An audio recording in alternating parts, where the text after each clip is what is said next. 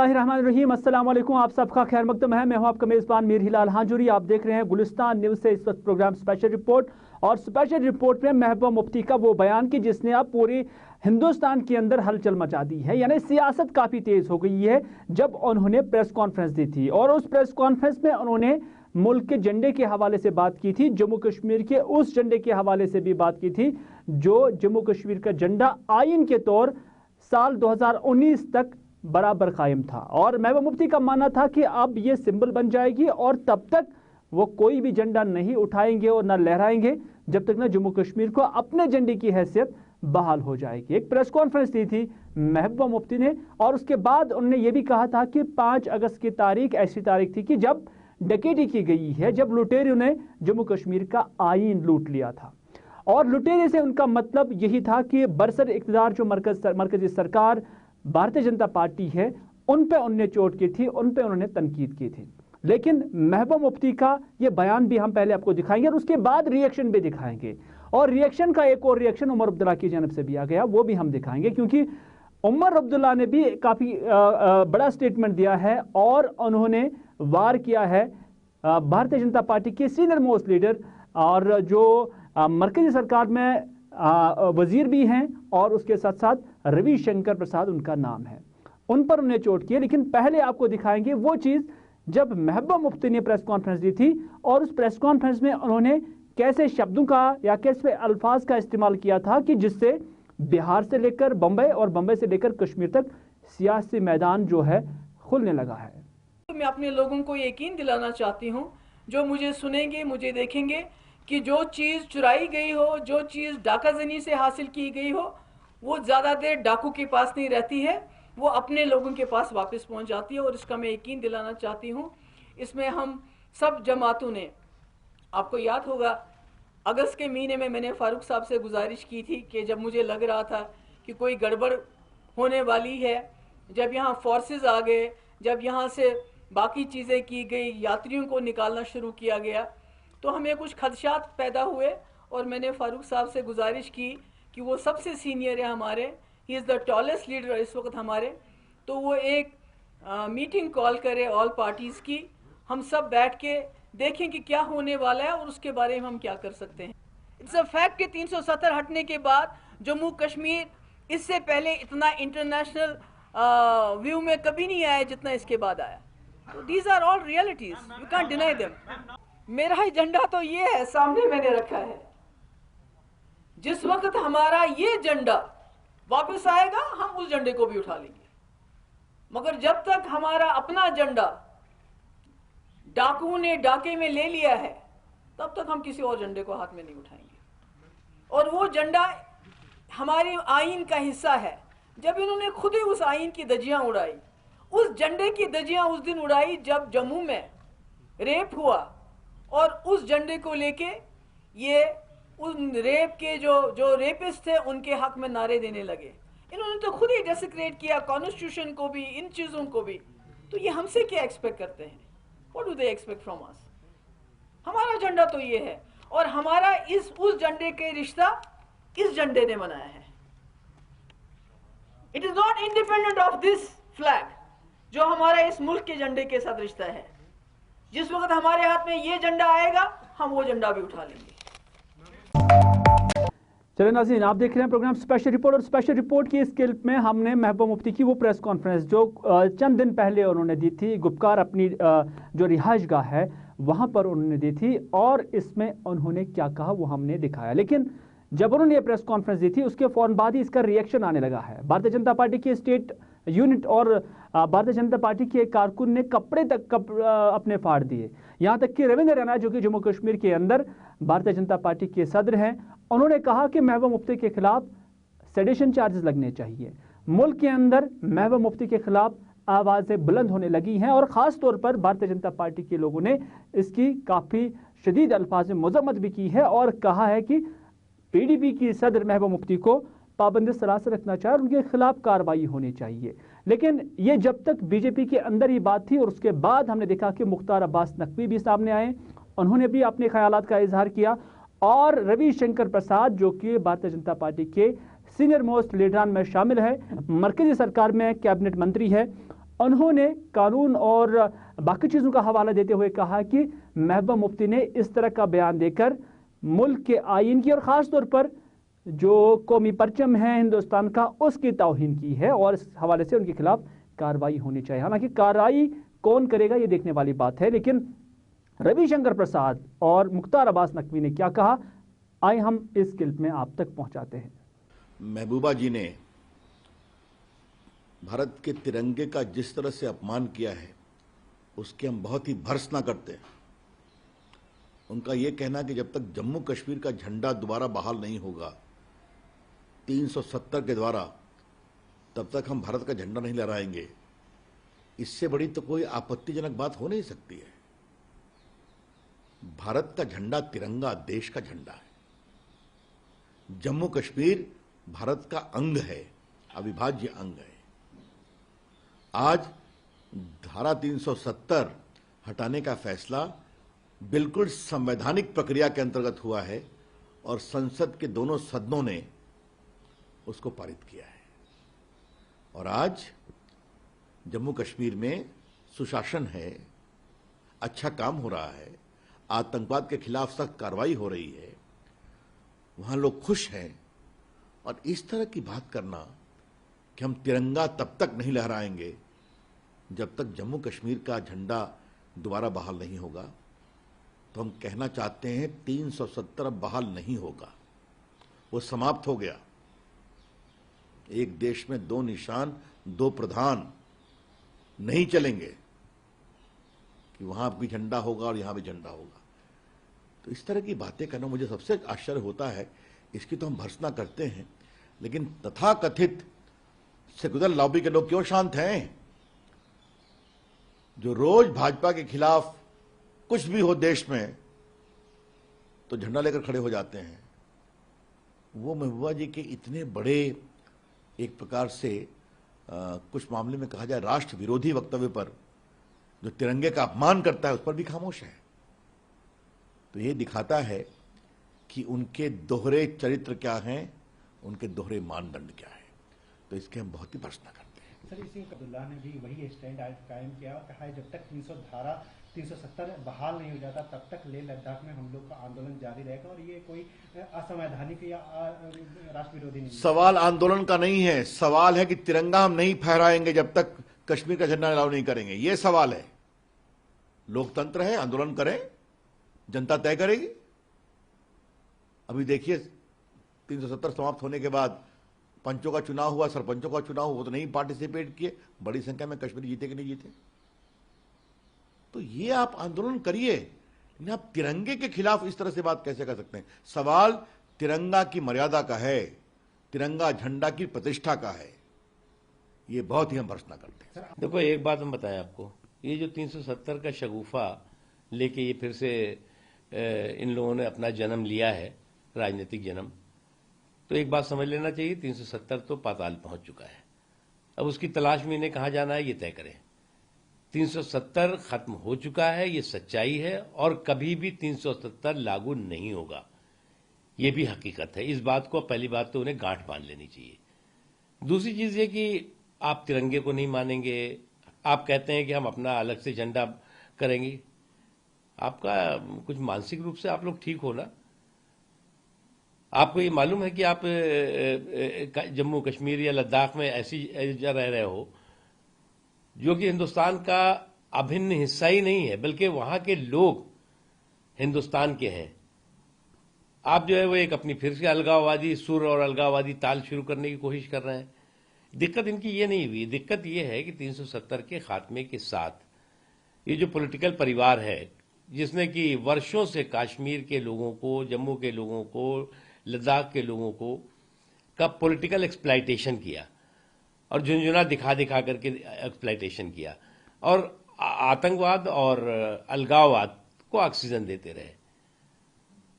یہ پارٹیاں جو ہے وہ آتنکواد اور الگاوواد کا ایک وینٹیلیٹر بنی ہوئی تھی۔ آج جو ہے وہ پوری طرح سے اس آکسیجن کا ینتر جو 370 تھا وہ ختم ہو چکا ہے۔ اس لیے آج جو ہے وہ 370 کے خاتمے کے ساتھ ساتھ جموں کشمیر ہو، لداخ ہو، وہاں پر خوشحالی ہے۔ وہ خوشحالی جو ہے ان کی بوکھلاہٹ کا کارن بن گئی ہے۔ یہ چاہتے ہی نہیں تھے کہ یہ جموں کشمیر کے میں جو حالات ہوں بہتر ہوں، وہ تو اسی پہ دکان چلا رہے تھے، اس لیے سب چیزیں بھول جانی چاہیے ان کو۔ چلو ناظرین، آپ نے دیکھا روی شنکر پرساد جن کا ماننا ہے کہ اب یہ کھوکھلے نعرے کہیں نہ کہیں دیے جا رہے ہیں جموں کشمیر کے لیڈران کی جانب سے۔ ان کا ماننا ہے کہ 370 اب ہسٹری ہے، یہ کھیل ختم ہے، اب کوئی چیز دوبارہ آنے والی نہیں ہے۔ لیکن روی شنکر پرساد کا یہ جو بیان سبھی نے دیکھا، ٹیلی ویژن نشریات میں اس کو نشر کیا گیا، سوشل میڈیا پر بھی آ گیا، اور اس کے بعد عمر عبداللہ بھی جا گئے۔ عمر عبداللہ جموں کشمیر نیشنل کانفرنس کے سینئر لیڈر اور سابقہ ریاست جموں کشمیر کے وزیر اعلیٰ بھی رہے ہیں، انہوں نے چوٹ کی ہے روی شنکر پرساد پر، اور روی شنکر پرساد کو بتایا کہ as long as this case is before the honourable court, تب تک آپ ججمنٹ پریزیوم نہیں کر سکتے ہیں، یعنی جب تک یہ معاملہ سپریم کورٹ کے زیر غور ہے تب تک آپ کوئی بھی ججمنٹ نہیں سنا سکتے ہیں اور نہ ہی پریزیوم کر سکتے ہیں کہ اس طرح کا آؤٹ کم نکل سکتا ہے۔ اور ان کا ماننا ہے کہ اس نے بڑی تنقیدی انداز میں ہی کہا کہ کورٹ پر ابھی آپ کی گرفت پہ نہیں ہے، ابھی کورٹ کہیں نہ کہیں انڈیپینڈنٹ ہے، تو تب تک آپ اس طرح کی جو پرزمپشن ہے وہ عوام میں نہ لائے اور اس طرح کے جو معاملات ہیں عوام میں نہ لائے۔ انہوں نے کہیں نہ کہیں روی شنکر پرساد کو یہ نصیحت دی ہے کہ وہ اس پر ابھی بھی پریزیوم نہ کرے، کیونکہ روی شنکر پرساد ایک ماہر قانون بھی ہے اور جانے مانے لائر بھی ہے، تو اس کانٹیکسٹ میں بھی عمر عبداللہ نے انہیں سمجھانے کی کوشش کی ہے۔ اور عمر عبداللہ کا یہ ٹویٹ جب آیا تو اس کے بعد یہ کافی ری ٹویٹ بھی ہوا، اور اس کو بہت ہی جو سوشل میڈیا کے جتنے بھی پلیٹ فارمز ہیں وہاں پر اس کی شیئرنگ بھی ہوئی ہے، اور کچھ لوگوں نے اس کی تعریف بھی کی ہے، اور ان کا ماننا ہے کہ روی شنکر پرساد کی انہوں نے بولتی بند کی ہے، کیونکہ یہ قانونی پہلو تھا، کیونکہ عمر عبداللہ کا ماننا تھا کہ جب تک یہ معاملہ سپریم کورٹ کے زیر غور ہے، سپریم کورٹ اس کے جو قانونی نکات ہیں وہ پوری طرح سے پرکھیں گے اور اس کے فوراً بعد ہی اس پر جو فیصلہ سنائے گی۔ تو بھارتیہ جنتا پارٹی کے لوگ پہلے سے ہی اس کا فیصلہ نہیں بتا سکتے ہیں، کیونکہ ان کا ماننا ہے کہ یہ پورے ملک کے اندر لوگوں کو گمراہ کرنے کی کوشش ہے۔ جو عمر عبداللہ کا یہ ٹویٹ آیا اور اس کے فوراً بعد یہ آپ کو پتا ہوگا کہ عمر عبداللہ نے اس سے پہلے بھی کہا، کیونکہ ہم نے ان سے پوچھا کہ اگر اس معاملے میں یعنی سپریم کورٹ کے اندر جو جموں کشمیر میں 370 کا معاملہ زیر غور ہے اس پر کورٹ نے ابھی تک سٹے بھی نہیں دیا ہے، تو کیا اس کی اہمیت کم ہے؟ تو انہوں نے وہاں سے یہ جواب دیا تھا کہ سپریم کورٹ نے یہ بھی کہا تھا کہ انہیں گڑی کی سوئیاں، یعنی سپریم کورٹ کو گڑی کی سوئیاں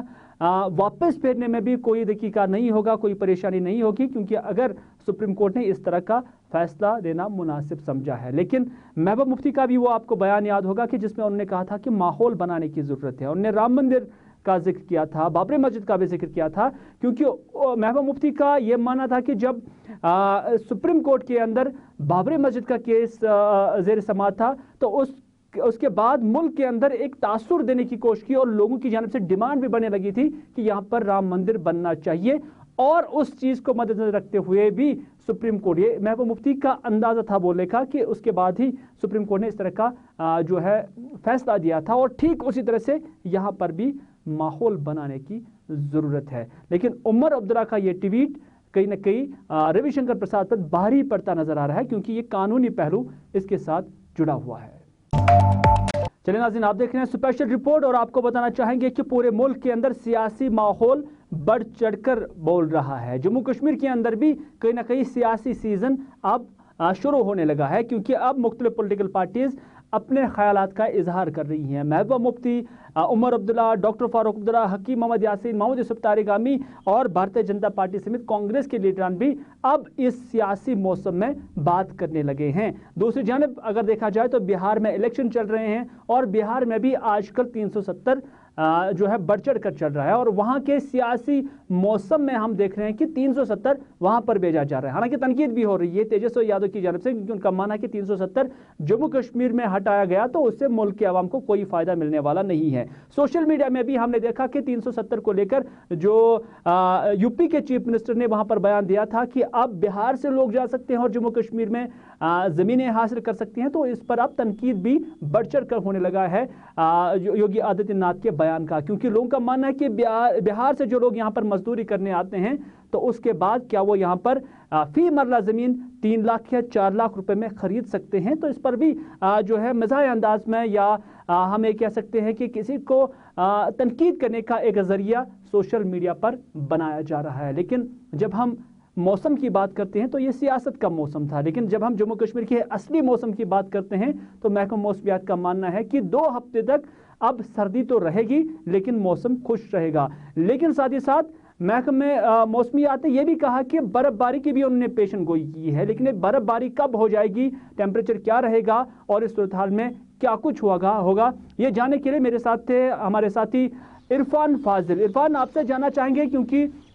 बताया जा रहा है कि अब बर्फबारी भी हो गई, क्योंकि अब अक्टूबर का महीना चल रहा है, नवंबर का महीना भी आने वाला है और महकमा मौसमियात का मानना है कि बर्फ गिरेगी। ये बर्फ कहाँ पे गिरेगी और कब गिर सकती है, किस तरह की पेशन गोई है? देखिए हिलाल, मेट्रोलॉजिकल डिपार्टमेंट की तरफ से जो इंडिकेशंस दी गई है कि उन्हें बताया है कि 3 नवंबर तक फिलहाल जो है मौसम खुश रहेगा और 3 नवंबर के बाद कह सकते हैं कि कहीं ना कहीं मगरिबी हवाओं का असर जो है वो पूरे जम्मू कश्मीर और लद्दाख में दिखाई देगा। खासतौर पर अगर बात करें तो मौसम काफ़ी ज़्यादा ठंडा हो चुका है और हल्की हल्की ठंड सुबह शाम जो है वो काफ़ी ज़्यादा दिखाई देने लगी है। फिलहाल मौसमी महकमियात का ये भी मानना है कि अपर रीचेस को लेकर अगर मैं बात करूँ, जो गुलमर्ग अफरवट हिल्स है या फिर सिंथन टॉप को लेकर या जो भी अपर रीचेस है वहां पर आज शाम को हल्की हल्की बर्फ जो है वो गिर सकती है और साथ ही साथ काफी जगह पर बारिशों का सिलसिला भी जुड़ सकता है। मगर अगले 14 दिन तक ये भी सुनने में आ रहा है कि मौसम जो है वो ड्राई रहेगा और उसमें हम कह सकते हैं कि कहीं ना कहीं जो मेजर चेंजेस है वो आइसोलेटेड प्लेसेस को लेकर दिखाई देगी। हिलाल, इरफान, चूंकि आइंदा 14 दिनों का आपने बताया कि महकमा मौसमियात ने किस तरह से पेशन गोई की है कि 3 तारीख तक मौसम खुश रहेगा, लेकिन जब मौसम खुश रहता तो उसके साथ ही हमने देखा कि सर्दी की शिद्दत भी बढ़ गई है। लेकिन महकमा मौसमियात ने यह भी कहा था कि आज की तारीख में भी अपर रीचेस में, ये क्या आज की ही तारीख को ये पेशन गोई की गई थी कि अपर रीचेस में जो पहाड़ी इलाके हैं वहां पर बर्फबारी हो सकती है? देखिए अगर प्लेन्स की बात करें तो प्लेन्स में मौसम खुश रहेगा, नो डाउट ठंड काफ़ी ज़्यादा रहेगी, मगर अपर रीचेस को लेकर आज शाम को जी हाँ बिल्कुल जैसे मौसमी महकमियात ने बताया है कि वहाँ पर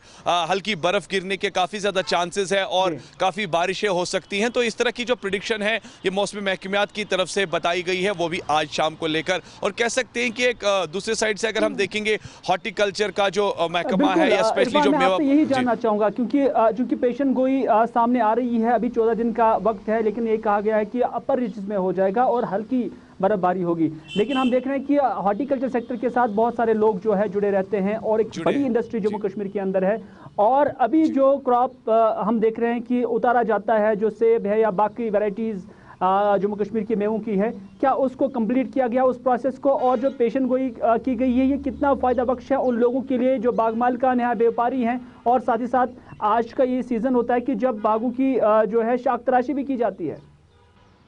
देखिए हिलाल, एक साइड से अगर देखा जाए शाख तराशी और साथ ही साथ जो मेवा उतारा जाता है तो फिलहाल जो ये 14 दिन का जो टाइम दिया गया है एक अच्छा टाइम दिया गया है, क्योंकि ख़ास तौर पर जो मेवा मालिकान है जो बागात के साथ डील करते हैं ताकि वो अपने माल को पूरी तरह से समेट सकते हैं, क्योंकि ये 14 दिन के अंदर उनको भी पता चल जाएगा कि आने वाले टाइम में जो है वो मौसम ख़राब होगा, अगर उसके बाद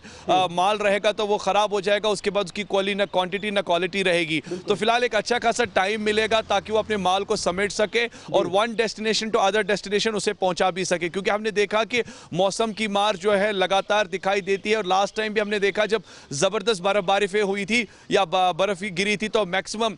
हॉर्टिकल्चर डिपार्टमेंट को काफ़ी ज़्यादा नुकसान मिला था। तो फिलहाल हम कह सकते हैं कि एक अच्छा खासा टाइम है, क्योंकि उसके बाद ड्राइनेस खत्म होगी और उसके बाद आपको पता है कि वादिया कश्मीर में काफ़ी ज़्यादा बर्फ़ और बारिशों का सिलसिला शुरू हो जाता है, फिर चिलाई कलान भी आता है तो मौसम जो है वो काफ़ी सर्द हो जाता है उसके बाद। चलिए इरफान, बहुत बहुत शुक्रिया पूरी जानकारी, पूरे मालूमात, पूरी तफसीलात फराहम करने के लिए। थे इरफान फाजिल जो हमें मौसम के हवाले से मालूमात फराहम कर रहे थे। याद होगा आपको भी कि पिछले साल भी नवंबर के महीने में बर्फबारी हुई थी और उसके बाद जो बाग मालिकान हैं उन्हें काफ़ी शदीद नुकसान उठाना पड़ रहा था, क्योंकि उस वक्त न सिर्फ मेवा अभी दरख्तों पर ही था, पेड़ों पर ही था, बल्कि इतना भी था कि उस वक्त जो शाख तराशी नहीं हुई थी जिसकी वजह से जो बागात हैं उन्हें काफ़ी डैमेज हुआ था, जो पेड़ पौधे थे उन्हें काफ़ी डैमेज हुआ था। तो इस बार भी लोगों को थोड़ा सा मुतहरिक होना चाहिए, ख़ासतौर पर जो बाग मालिकान हैं, जो बागों के साथ मुंसलिक हैं, उन्हें भी ज़रूर इक़दाम आज से ही उठाने होंगे, क्योंकि हो सकता है अभी महकमा मौसमियात ने पेशन गोई की है कि ये अपर रीचेस में ये बर्फबारी होगी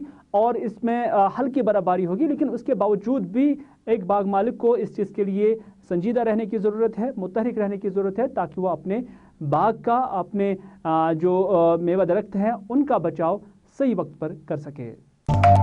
तो नाज़रीन, अब बात करते हैं सड़कों की बुनियादी सहूलियात की। चहला बुमियार उड़ी का एक इलाका, बहुत ही पिछड़ा इलाका और दूर दराज इलाका, और ऐसा लग रहा है कि एडमिनिस्ट्रेशन को इस इलाके पर नज़र ही नहीं पड़ रही है। 30 साल पहले यहाँ से सड़क की मैग्नेमाइजेशन हुई है। मकामी लोगों का मानना है कि 30 साल तक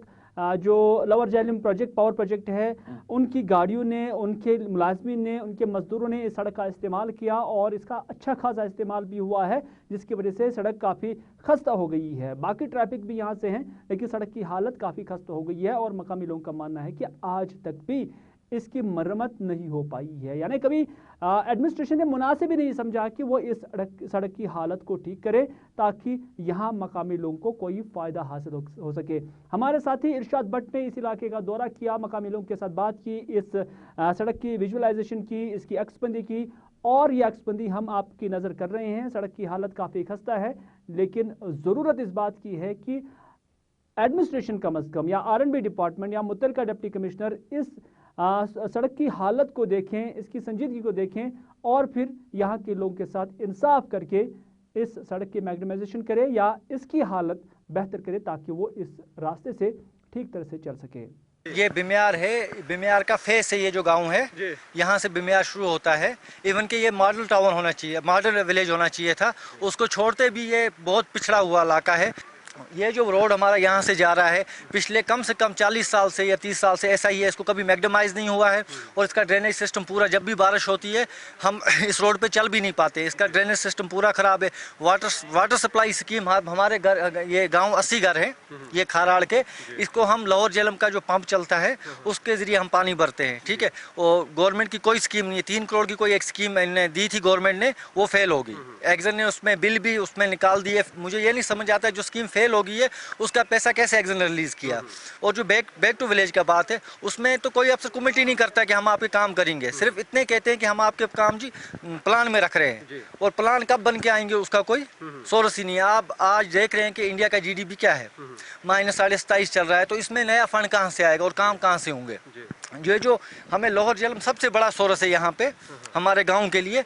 यहाँ इसके ज़रिए हमें ये काम नहीं हो रहा है, इसलिए हम DC साहब से इल्तिजा करते हैं, गुजारिश करते हैं कि इसको फुल फोर देखा जाए, हमारे काम ये जो ये रोड का मसला है, पानी का मसला है, ये हल किया जाए। रोड का तो हमने बोला था कि रोड जो है चाहला मेन मार्केट है, तो वहाँ पे जो रोड है उसका खस्ता हालत है। वो जो रोड है वो एटलीस्ट 3 गाँव को कनेक्ट करती है आपस में। चलिए नाज़रीन, ये था आज का स्पेशल रिपोर्ट। इसी के साथ दीजिए अपने मेज़बान मीर हिलाल हांजुरी को आज का ये प्रोग्राम यहीं पर इख्तिताम करने की इजाज़त, इस वादे के साथ कि अगर ज़िंदगी रही तो आपसे फिर होगी मुलाकात। तब तक के लिए खुदा हाफिज़, फी अमानिल्लाह।